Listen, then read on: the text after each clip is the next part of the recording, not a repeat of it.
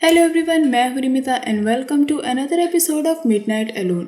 जिंदगी कितनी खूबसूरत है ना। खुली हवा में सांस लेना, कहीं भी जाने की आज़ादी, कुछ भी खा सकने की आज़ादी, और सबसे बड़ी बात कि हम अपनी मर्जी के मालिक हैं।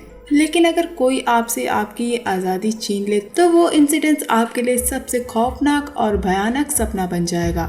आज हम एक ऐसी ही दर्दनाक कहानी के बारे में बात करेंगे। एक ऐसी दर्दनाक कहानी जिसने पूरी दुनिया को हिला दिया।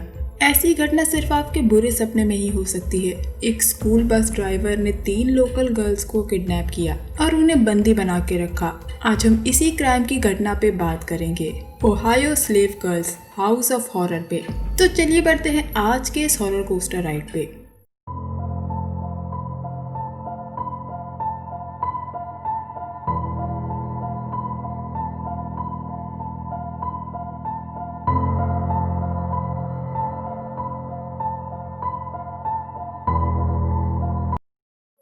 6 मई 2013 को 3 लड़कियों को बचाया गया क्लीवलैंड ओहायो के घर से। अमेंडा बेरी, मिशेल नाइट और जॉर्जिना डेहेसूस को।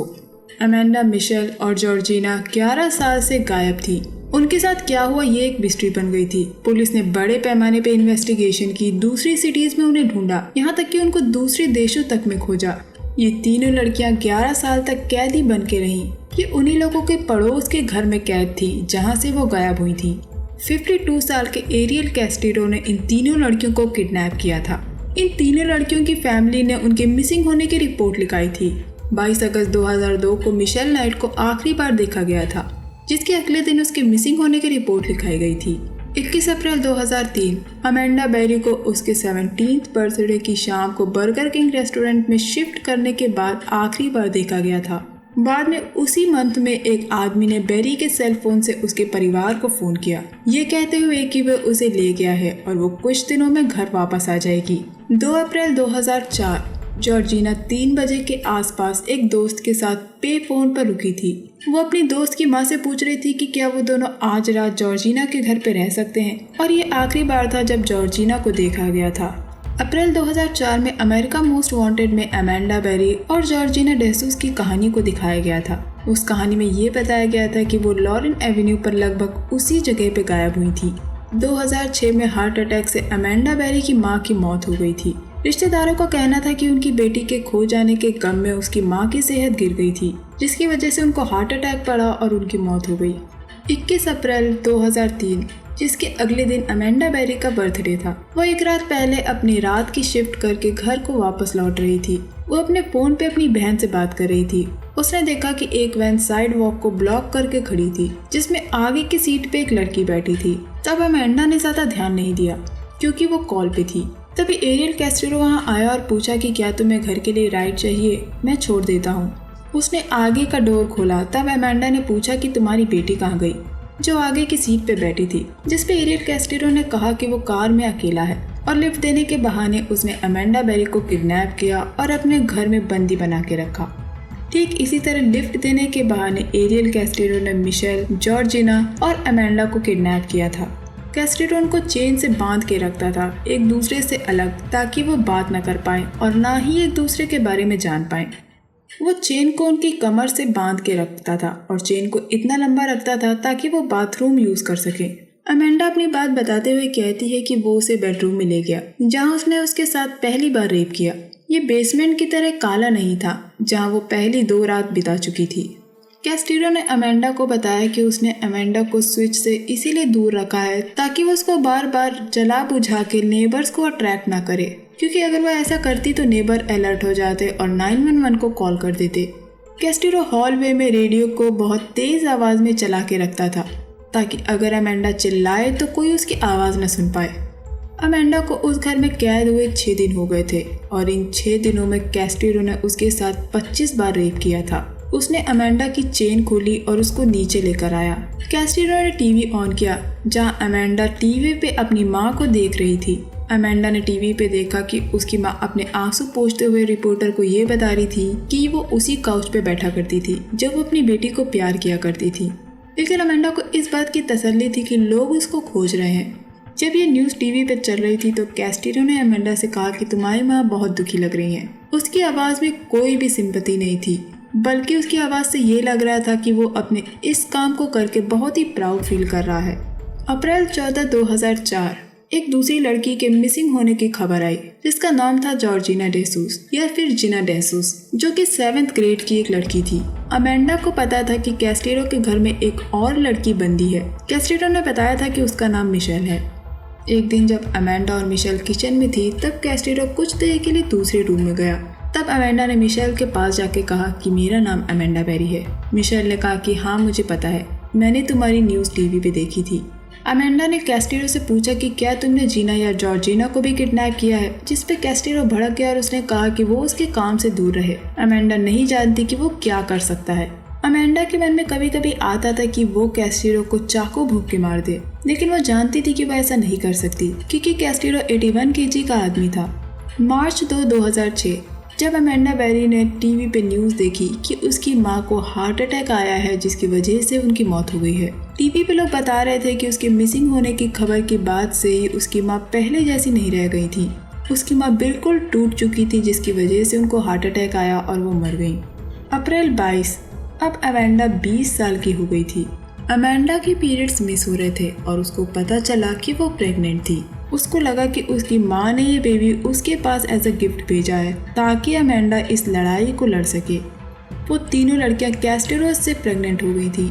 एक दिन अमेंडा ने देखा कि कैस्टिरो मिशेल को बुरी तरह मार रहा है ताकि वो अपना मिसकैरेज कर दे, जिसके बाद कैस्टिरो अमेंडा के रूम में गया और उससे पूछा कि क्या तुम प्रेग्नेंट हो। अमेंडा इतनी डर गई थी कि उसको पता नहीं कि उसे क्या बोलना चाहिए। डरी और सहमी से अमेंडा ने बोला हाँ शायद, जिसके बाद कैस्टिरो ने बोला कि वो अपने बेबी को चर्च ले जाएगा।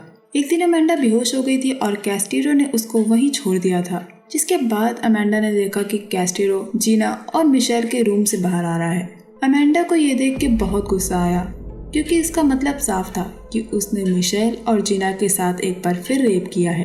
अमेंडा को लेबर पेन शुरू हो गए थे और उसकी डिलीवरी का टाइम नज़दीक था, लेकिन कैस्टिरो ने उसको कोई भी मेडिकल हेल्प देने के लिए मना कर दिया। वो चाहता था कि अमेंडा उस रूम में ही अपने बच्चे को जन्म दे, जहाँ पे उसकी चीखें किसी के लिए भी सुन पाना नामुमकिन था।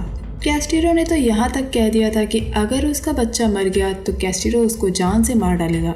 मेडिकल हेल्प के नाम पे उसने अमेंडा को एक चेयर पे बैठाला और एक टब पानी से भरा हुआ दिया। अब अमेंडा को वहीं पे अपने बच्चे की डिलीवरी करनी थी।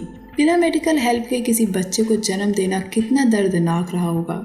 इससे अमेंडा की जान भी जा सकती थी या उसकी बॉडी में पॉइजन भी फैल सकता था, लेकिन कैस्टिरो को अमेंडा पे बिल्कुल तरस नहीं आया। उसकी डिलीवरी कराने में जिना और मिशेल ने भी उसकी मदद करी। अमेंडा ने एक लड़की को जन्म दिया। कैस्टिरो ने इस नन्ही सी बच्ची को अपने हाथ में लिया, उसको टॉवल से रैप किया। देखने से लग रहा था कि कैस्टिरो उस बच्चे से बहुत अटैच था। बच्चे को जन्म देने के बाद कैस्टिरो ने वापस अमेंडा को चेन से बांध दिया। जॉर्जिना या फिर जिना, वो भी कैस्टिरो से प्रेग्नेंट हो गई थी, लेकिन कैस्टिरो ने उसको इतना मारा कि उसका मिसकैरेज हो गया क्योंकि कैस्टिरो नहीं चाहता था कि जीना बच्चे को जन्म दे। मिशेल कैस्टिरो से 5 बार प्रेग्नेंट हुई और उसके 5 मिसकैरेज हो गए थे। कैस्टिरो को सेक्सुअल एडिक्शन था। उसने बताया कि जब वो यंग था तो उसको पॉर्न का एडिक्शन था। वो उससे ऑब्सेस्ड था और उसके नेबर ने उसको मोलेस्ट किया था, लेकिन ये बात उसने अमेंडा को बताई थी, इस उम्मीद में कि अमेंडा उसको समझेगी। ये बात बताने के बाद कैस्टिरो टूट गया और बुरी तरह रोने लगा। उसने बताया कि उसके सर में स्ट्रेस से बहुत दर्द होता है क्योंकि वो इस तरह की जिंदगी जीता है। उसने बताया कि उसको कभी कभी कोई भी फीलिंग नहीं होती, वो सिर्फ एक पत्थर की तरह जीता है। 6 मई 2013 दिन था मंडे, जब अमेंडा ने देखा कि एरियल कैस्टिरो ने उस दिन दरवाजे को लॉक नहीं किया था और यही वो एक चांस था जब अमेंडा अपनी आज़ादी, अपनी लाइफ वापस पा सकती थी। अमेंडा अपने रूम से भागते हुए नीचे आई और सीधे मेन डोर की तरफ गई। मेन डोर पे मार मार के उसने नेबर से हेल्प मांगी। वो डर से पूरी तरह भरी हुई थी। वो मदद के लिए चिल्लाने लगी। तभी एक पड़ोसी जिसका नाम एंजेला था, उसने अमेंडा की आवाज़ सुनी। वहीं दूसरा पड़ोसी चार्ल्स भी उस दरवाजे तक आया जो उनका पड़ोसी था। उसने अमेंडा से पूछा कि क्या तुम अंदर लॉक हो गई हो, दरवाज़ा खोलने की कोशिश करो। तब अमेंडा ने बताया कि वो लॉक नहीं हो गई है बल्कि उसको कैदी बना के रखा गया है और जिसने उसको कैदी बनाया है वो दरवाज़ा बंद करके रखता है। तब चार्ल्स ने दरवाजे के हैंडल को तोड़ के खोला, जिसके बाद अमेंडा भागती हुई चार्ल्स के घर गई और 911 को कॉल किया।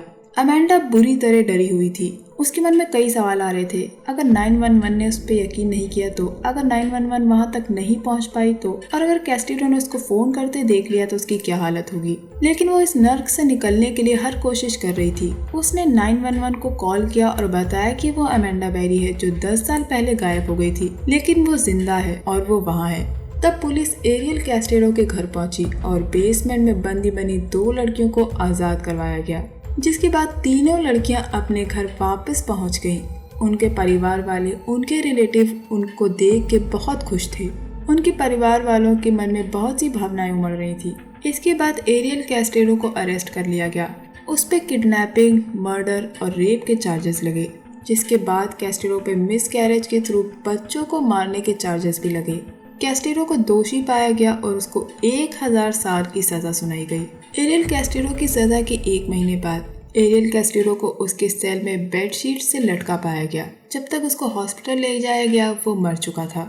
इस घटना के बाद मिशेल ने अपना नाम बदल के लिलियन रोजली रख लिया और अब वो एक एडवोकेट है और अब वो उन विक्टिम्स के लिए लड़ती है जिनको अब्यूज किया जाता है या जिन पे वायलेंस होता है। मिशेल के शरीर पे 5 बड़े गुलाब का टैटू है। हर एक टैटू ड्रॉप ऑफ ब्लड से कवर्ड है। ये 5 टैटू मिशेल के उस घर में रहने के दौरान 5 एबॉर्शंस को दिखाता है। मिशेल ने ये टैटू अपनी बॉडी पे उन 5 बच्चों की याद में बनाए हैं। जहाँ मिशेल एक एडवोकेट है और उन विक्टिम्स की हेल्प करती है जिनको अब्यूज किया गया है, अमेंडा और जिना एक दूसरे के और करीब आ गई। उन दोनों ने एक बुक पब्लिश की जिसका नाम है hope, a memory of survivor in Cleveland, जिसको अप्रैल 2015 में पब्लिश किया गया। इन तीनों की कहानी को मूवी क्लीवलैंड एब्डक्शन में दिखाया गया है। अमेंडा अब एक लोकल न्यूज स्टेशन में दूसरे लोगों की मदद करती है। वो उन परिवारों की मदद करती है जिनके अपनों को किडनैप कर लिया गया है। इस घटना के इतने साल बाद अब ये तीनों लड़कियां अपनी आज़ादी वापस पा चुकी हैं। ये तीनों अब अपनी मर्जी से बाहर बैठ सकती हैं, सूरज की धूप देख सकती हैं, अपने दोस्तों के घर जा सकती हैं और वो खा सकती हैं जो वो चाहती हैं। आखिरकार हमारी आज़ादी ही हमारी सबसे बड़ी खुशी है। तो दोस्तों, ये था मेरा मिडनाइट अलोन का एक और एपिसोड ओहायो स्लेव गर्ल्स पे। उम्मीद करती हूँ आपको ये वीडियो पसंद आया होगा और मुझे आपको बताने की ज़रूरत नहीं है कि अगर आपको ये वीडियो पसंद आया है तो आपको क्या करना है। Just like, share and subscribe. तो चलिए दोस्तों, मिलते हैं अगली वीडियो में। तब तक के लिए अपना बहुत ख्याल रखिएगा। Stay safe, keep hunting, lots of love.